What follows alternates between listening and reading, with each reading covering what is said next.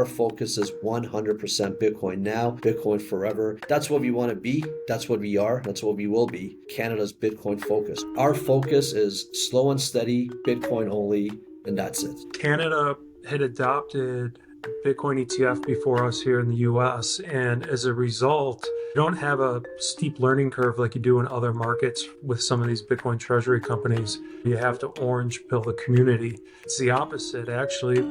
You're hard pressed to find somebody on the streets in Toronto that isn't privy to Bitcoin as a result of Canada adopting it so early. We have a short-term goal of acquiring 1,867 Bitcoin in honor of the year Canada was formed. It's our way of saying thank you to Canada for accepting us and our plan. A lot of great companies, projects, alternative investments. That's great for them. We'll cheer them on. But our goal is the Bitcoin goal. And I think that's what's going to set us apart, our dedication. You buy Bitcoin, you hold it for more than 4 years, Joe. That's my advice to everybody. Fair to say you simply flooded the system with money? Yes, we did. That's another way to think about it. Where does it come from? Do you just print it? We print it digitally. I'm very bullish on the long-term viability of Bitcoin. I was going to say, did that surprise you? That surprised me how much that's gone up.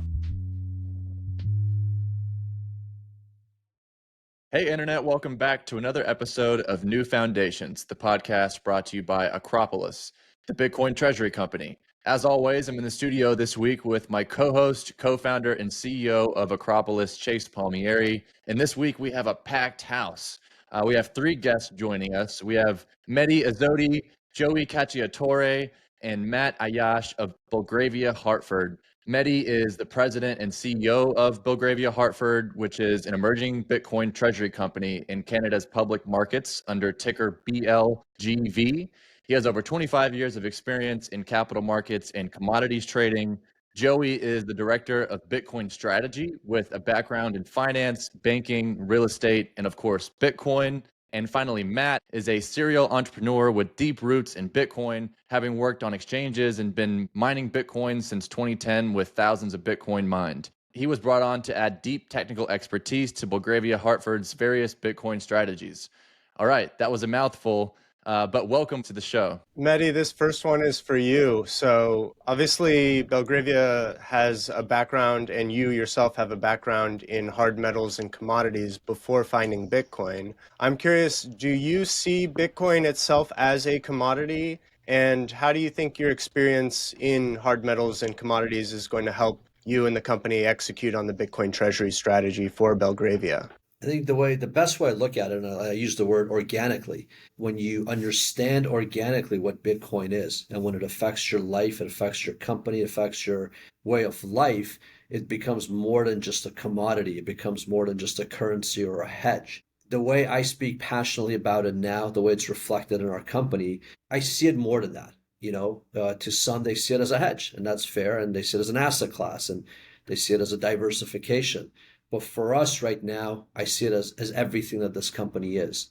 Will it be a commodity? Yeah, I think it's the strongest commodity. I think it's the strongest asset class. I think there is nothing out there that competes with it. The proof's in the pudding, the valuation, the reserves, the numbers, you can't argue it. So from a background of understanding how gold trade, silver trades, what happens in those commodities, the positions with, so many investment houses around the world, Bitcoin can't be manipulated. Other commodities can. Bitcoin is, it's on its own. So that's what, when you do that deep intellectual dig down, you understand nothing could compete with it. So I would respectfully say I wouldn't even compare it to those because it's a market way above. From my observation, and coming from a Toronto junior micro background in Toronto, where we do focus a lot on commodities, gold, silver, and all that, this is just a whole galaxy on its own. So I guess to that point, Bitcoin being in a galaxy of its own and not really competing with others, how do you think about ETH as a treasury strategy? We've seen quite a few announcements this week about companies that are taking an ETH treasury strategy approach. Is that something that you all would ever consider? Why or why not? I'll say it very bluntly, no. With all due respect, no. We're 100% Bitcoin focused. I mean, I know some of the founders, obviously, people are Toronto based and all that, but great projects. We have a lot of respect, but no, our focus is 100% Bitcoin now, Bitcoin forever. That's what we want to be. That's what we are. That's what we will be. Canada's Bitcoin focus. There's a lot of great projects that have other strategies. They involve, commodities, this, that. Great for them and great for their shareholders. And we wish them only the best because they will do well if they execute. Our focus is slow and steady, Bitcoin only, and that's it. So we will not look anywhere else. We will not think about anything else, nor I can't. I mean, Joey and I joke about it, once you swallow the pill, you can't go back. I think it just has to happen organically. I love to use that. It's not even a conversation to have. This next one can be open for all of you, but curious, what's unique about running this playbook in the Canadian public markets? I know Canada got their Bitcoin ETF before we did in the US. So is it safe to say that Canadian investors are a little bit further down the Bitcoin rabbit hole or more open to supporting businesses that are buying Bitcoin for the Treasury? So I'll jump in and then Joey can, jump in and Matt, of course, after. I don't look at it as sometimes as saying, who's first or who's last. I think it's just as a company, you're building value. We're coming in and we're building value by owning Bitcoin and by having a strategic plan and even more so on less dilutive plans to own as much Bitcoin. So by having it, owning it, and being exposed to it, I think there is no late or early. Today's the perfect time. The day you buy it is the perfect time. It took us a while to be 100% fully all in, but no, I don't think it's, whether there's ETFs, great projects, other public companies come behind us. I'm encouraging other public companies that I know to do this because we're all in our own path. It's a one-way path together. Canada has a real strong arm into the mining side of things with Bitcoin. Got a lot of great resource, a lot of proper weather for it, things like that. People there are good people. From most of the people I've met from Canada, they do understand it pretty well. I feel that it's a great place to start it, especially with geopolitical situations, things like that. Canada to the rest of the world, to the United States. I think that it's a strategic. Look, I'll make one more comment about this. When you say 100% Bitcoin, that's where your focus is. You attract a different group. There's investors that are diversified, and that's great. There's investors that are looking at asset classes and want to have a portfolio of all sorts of holdings, and that's what they should have, and that's great. For us, as a micro cap company, where we do take, we're tolerant of risk, but for this being 100%, this actually mitigates any risk. We're actually doing the opposite because we're going to the safest asset class. And the American community is much more bigger, much more advanced, and much more understanding of the Bitcoin market. But the Canadians that are actually in it, they understand it well and they understand it very well. And we want to be part of that. We want to be the leader in that group. And we already have been by, attracting the right hedge funds and the right investor base. So I think being in Canada, it's given us that loyal shareholder base. They understand it, and we're really building on it right now. And Joy, I know you have some thoughts on this. Yeah, I'd like to just add that, as you mentioned, Chase, Canada had adopted the Bitcoin ETF before us here in the US. And as a result, you don't have a steep learning curve like you do in other markets with some of these Bitcoin treasury companies where you have to orange pill the community. It's the opposite. Actually, you're hard pressed to find somebody on the streets in Toronto that isn't privy to Bitcoin as a result of Canada adopting it so early. I mean, Canada is such an international land, like more so than the United States, as a result of its international ports and water. It's very welcoming to a diverse crowd. I mean, Toronto is super diverse. So it almost feels like the more international a city or community, the more friendly it is to Bitcoin. To that, I'd like to just say thank you to the Canadian Bitcoin cohort, the community on X, the Canadian Bitcoin community on X has been great. And it just, it doesn't surprise me how welcoming they've been. So thank you very much for that. And thanks, Mason and Chase, the proper thank you for hosting us. We appreciate you giving Belgravia Hartford the mic. Feels good to be here. Embrace the future of corporate finance with Acropolis, your strategic partner for a Bitcoin treasury strategy. We're the experts your business needs. Acropolis offers trusted Bitcoin advisory. We provide you with an outsourced Bitcoin strategy officer, world-class research, and a creative financing team, and more, so you can navigate Bitcoin's market with confidence and acumen. Best-in-class custody with multi-institution custody. Eliminate the risk of loss while maintaining full control of real Bitcoin. Acropolis exclusively uses multi-institution custody as the safest and easiest way for businesses to hold Bitcoin.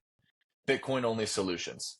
The Acropolis platform is designed for businesses of all sizes to seamlessly manage their Bitcoin treasury, and we focus solely on Bitcoin to offer you the most specialized services available.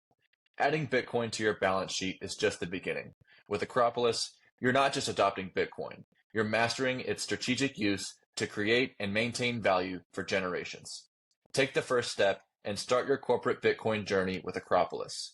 Book your free consultation today at acropolistreasury.com/book and start implementing our proven strategies within days. Our pleasure. Audiences are so curious about all the various companies that are running this playbook, especially small market cap companies, because for the retail investors that want to get quick multiples, it's really becoming an attractive way for retail to basically invest in the equivalent of a strategy, but with potentially higher near-term multiples. So Joey, Medi touched on this point a moment ago about, he doesn't see Belgravia as late to the game with this strategy because Bitcoin is a forever protocol in a sense. It's just always going to provide a store of value for whatever earnings potential a company has. But we've heard Saylor say, and obviously Saylor with Strategy was the first public company to make this move, but he said he was awake at night thinking he was late to this strategy. So I guess in the long term scheme of things, we're seeing a lot of companies enter this space, a lot of companies, not just in Canada, but all over, starting to run the playbook. How do you think about the timing of Belgravia Hartford's entrance into this space? Because to some degree, obviously, earlier would have been better, and there is no such thing as being late to Bitcoin. But where do you see kind of this moment in time? Yeah, thanks for the question. Look, Bitcoin's finite. No one controls it. It's the cousin to the internet, if you will. And I love Saylor's who we're totally adopting his playbook. But for Saylor, none of us are running around raising money at the rate in which we are. So a massive thank you and debt of gratitude to Michael Saylor and the team at Strategy. With that being said, yeah, I mean, we don't ever feel like we're competing with the other Bitcoin treasury companies, although we do want to rapidly accrue as much Bitcoin as possible, as fast as possible. And we vow never to sell our Bitcoin. We're doing it in a way that's non-dilutive to our shareholders. And I know that's kind of like a buzzword these days, but yeah, I don't feel like anybody's late. I love people that have always said you get Bitcoin at the price you deserve. I believe in that. And I'm really grateful for those that have paved the way for us. Because if I can, I just want to give like maybe a minute or two on my background. I think it'll help listeners give some perspective on how we look at things at Belgravia. So my great-grandfather started our real estate business in 1906. In the year 1993, my grandfather, Victor Cacciatore, bought Lakeside Bank from R.R. Donnelly, and it's still family owned and operated to this day. We've always been taught by my grandfather when he was alive that we were going to benefit from our last name and the hard work that he put in, and that we're just custodians in life, that we eventually die with nothing, just like the way that we came into life.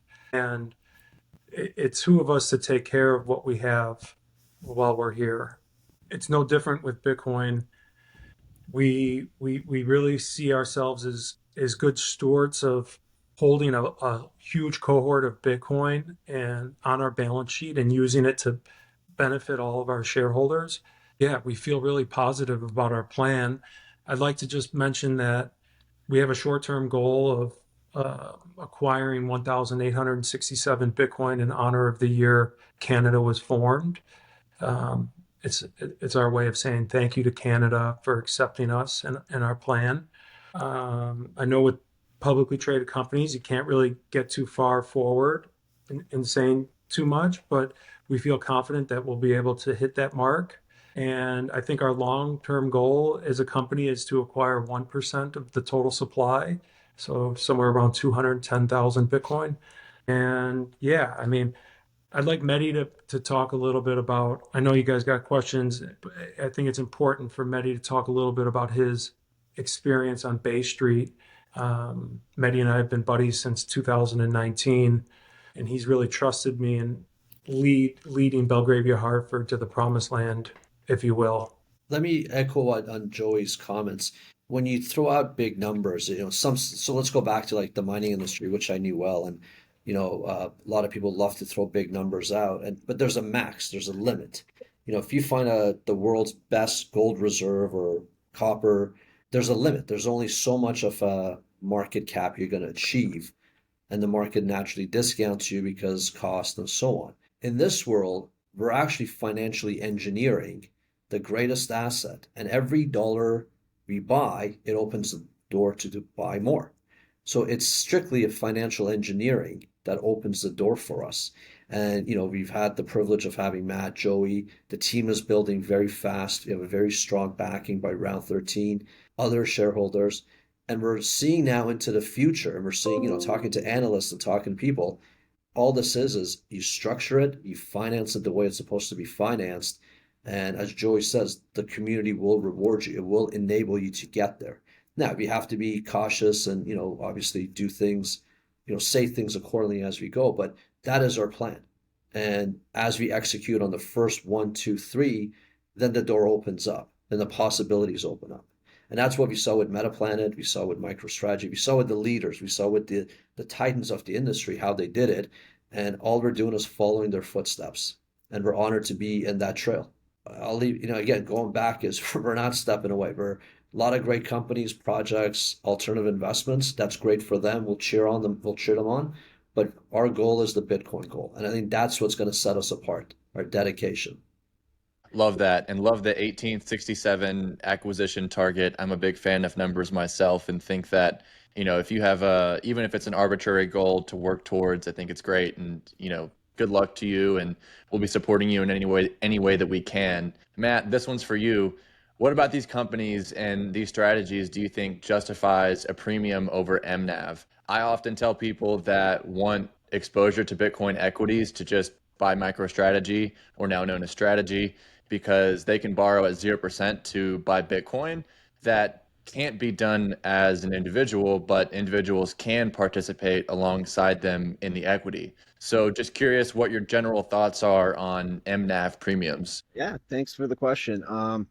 I think that the MNAV premiums are going to mostly be driven by the teams behind the strategy and what the goals are and how they build it for the Bitcoin economy. I think that if we cater directly to the core values of Bitcoiners and follow through with the entire segregation from traditional finance while still embracing it with the right amount of love, I think that overall, that right there is what's going to be the dictating factor. Obviously, plus the Bitcoin accumulation and holdings, but the more you adopt a real Bitcoin strategy and bring in Bitcoin for minimal to no costs from different mechanisms that you build to sort of support the ecosystem versus ride along with it, if you will. I think that there's a lot of value to be found there. And, that's very traditional stuff, mining pools, ability to exchange it for specific tools of trade, things of that nature. To me, that is going to define Bitcoin being the global railway of settlement. And we plan to settle on that economy. And Medi, this one would be for you, because you mentioned strategy and Metaplanet, and I just want to ground listeners who are curious, to what degree Belgravia Hartford is pursuing the strategy. So if strategy and Metaplanet are at a 10 on the aggressive stacking scale, How do you see Belgravia's Bitcoin Treasury strategy? Are you also looking to make it a key aspect of the business and stack as aggressively as humanly possible, aka a 10 as well? Or is there, still a lot of focus on the core operating business and this is additive? How do you think about that on a scale from 1 to 10? Very bluntly, I'll be very quick with that question. Thank you. It's a 10. There is no other way. I mean, there is no other business. I mean, this is the business. This is the strategy, the team that we built, the team that's coming in. This is our only focus. And given that, our public, valuation has, thanks to our loyal shareholders, gone up, it's given us even more opportunities. I mean, even in the last 48 hours, we've been presented with opportunities that are significantly less dilutive, much more impactful. And these are opportunities that, they're champagne problems, right? Because you have one opportunity here, you have another opportunity.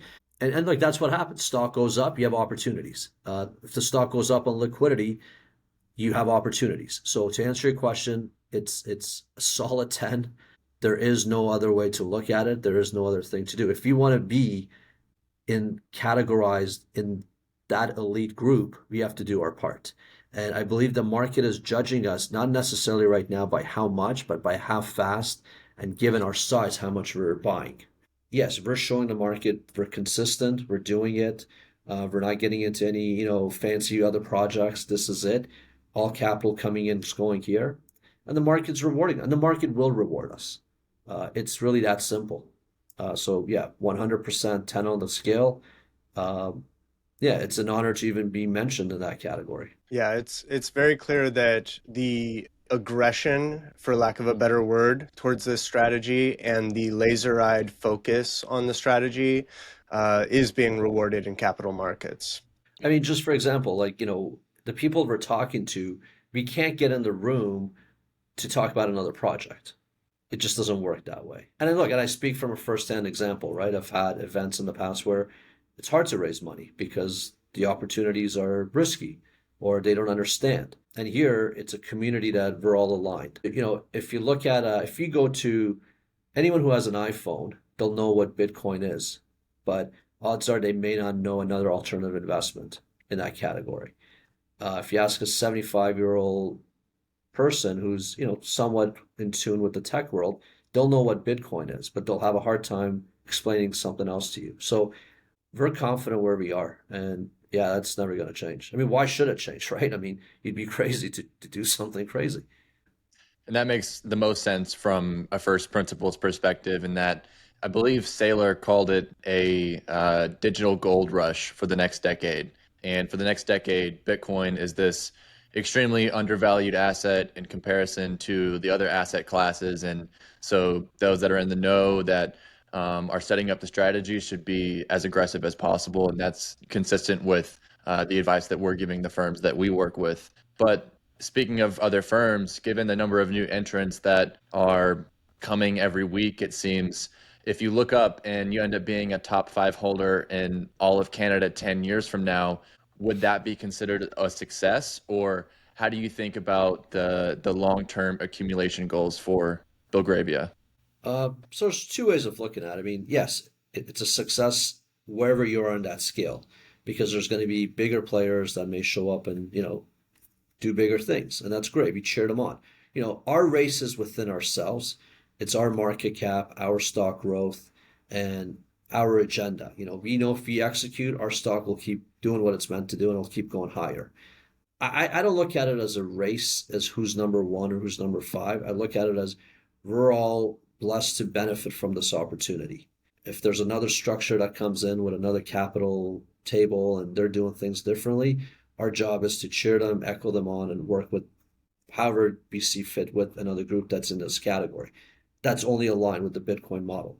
And if we're in the top 10, top 20, as long as we're hitting our milestones, as long as we're dedicated to our goals. So we the more the better, right? The more the merrier. Love to be number 1, but honored to be on that table. Yeah, definitely. And Maddie, this one will be for you. Our teams have gotten to know each other over the last few weeks. And so I think you could expect that there'd be one question about custody. Maddie, you yourself kind of come from this hardcore self-custody Bitcoiner background. You've been mining for for ages now, basically since a year after Bitcoin's came into existence. Now that you're on the team at Belgravia and you're helping shape the strategy for what is a corporate entity with shareholders and investors, I'm curious if your maybe ethos around self-custody has evolved. Obviously a company can self-custody, but you could also argue that that's the type of strategy that might make investors nervous and be counterproductive to your ability to do the capital raise strategy. So I guess at a very high level, we don't need to talk multi-institution custody, but at a very high level, what has it been like for you stepping into the corporate custody consideration, and how has your thinking maybe had to evolve? Yeah, it's a really interesting to honestly watch and see and participate in because we have our own ways that we like to store our coins. Obviously, not your keys, not your coins. But now you get into this world where you have people that are not necessarily going to always be there, replaceable, things of that nature within corporate structures and things like that, and navigating that way to keep everybody happy. Keeping your own keys is definitely not for everybody. Let's be honest. It's risky. It's a little bit increased in the learning curve. You got to be able to do certain things that protect you long term from things, even like fire. I mean, if you go the titanium block route, where you're knocking your own seeds and things like that into titanium plates, or who's going to trust that, from an institutional perspective? Nobody. So you guys brought some really phenomenal, awesome, really cool things to the table that make a lot more sense from a Bitcoin native standpoint. The goal would be to keep everybody safe, obviously, first and foremost, and everybody happy. Regulators included, team members, clients, customers, shareholders, etc. So there's definitely a little bit of work to do across the board as an industry, I would say, on that, right? And I think you guys have a real good headway on that. Yeah, it's very simple, not your keys, not your coins. And, you have a lot of people talking about yields and things of that nature, transparency into like the XPubs and being able to see what actual wallets are, holding versus what you think they're holding. The way that certain people are using yields, complicating UTXO sets and not cleaning them up afterwards. We really want to be Bitcoin centric. We want to be accompanying and building on Bitcoin rails. That's our core thing here. And as time goes on and more people try to do this, and it makes sense for certain, types of companies to do it and certain companies maybe not. We are a one asset company that will only focus on Bitcoin and the best ways to secure it for our clients. As a person who likes to be on the bleeding edge of tech, I see other things in the future that, we got to watch out for and protect ourselves from. And there's already people in the Bitcoin community moving towards that. I think that the more that institutions understand, the more that they're going to come up with their own unique solutions as well to help a company. So all in, I think we're making good headway on it. And I think that people can feel secure that the keys will be stored in a way that a maximalist would absolutely appreciate it, and a everyday stock investor can accept and be okay with. Yeah, and just to jump in here for a second, I'm really glad that the folks are going to get to hear Belgravia Hartford's story and strategy through this episode, but I know you guys are also going to be on Tim Kotzman Bitcoin Treasuries kind of live program later today. But on that note, my slot is a little bit before yours, so I'm going to jump off. You're in good hands with Mason, but I look forward to the audience of Acropolis and Tim Kotzman's Bitcoin Treasuries show getting to learn more about Belgravia this week. So it should be a great back-to-back education for those folks. So I'll talk to you guys soon. Thank you. Thanks, Chase. All right. Last question here, guys. Hopefully Chase does well at the Tim Kotzman show. But Matt, we've seen Strategy, Smarter Web, and others launch a dedicated website to highlight their transparent Bitcoin treasury strategies. We know you think that this is an important piece of the overall strategy and that you've been building something exciting on this front for Belgravia. Would you mind sharing a bit more on that? Absolutely. Yeah, it's something we're real proud of. We're trying to be as transparent and as dynamic as possible. We do have 3 different listings, in 3 different markets. It's pretty unique, I guess. And through our BLGV BTC platform.com, that's our treasury and analytics platform.